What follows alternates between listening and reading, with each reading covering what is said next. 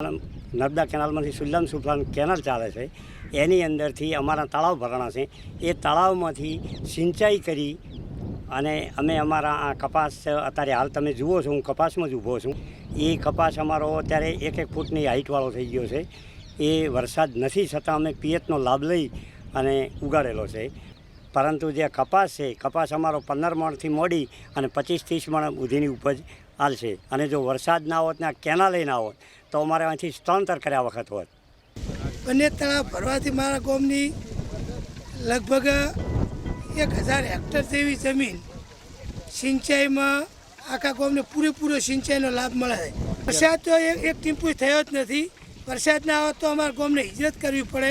તળાવ આધારિત જ આ ગામનું આખું જીવન જ બંને તળાવને આધારિત છે. 1200 હેક્ટરમાં છે, 1150 હેક્ટર જમીનમાં નર્મદાના પાણીથી સિંચાઈનો લાભ મળે. ઉત્પાદનમાં તો સીધું ડબલથી વધારે થયું, પેલું કોઈ પાકતું જ નહીં.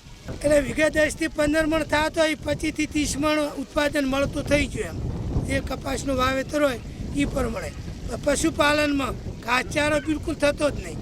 એ મીઠા પાણીને કારણે 12 માસ ઘાસચારો લીલો મળતો થયો અને એના કારણે દૂધનું ઉત્પાદન પણ દૂધમાં વધ્યું. અને ગોમને જો જીવતો રાખ્યું હોય તો સુજલમ સુફલમ દ્વારા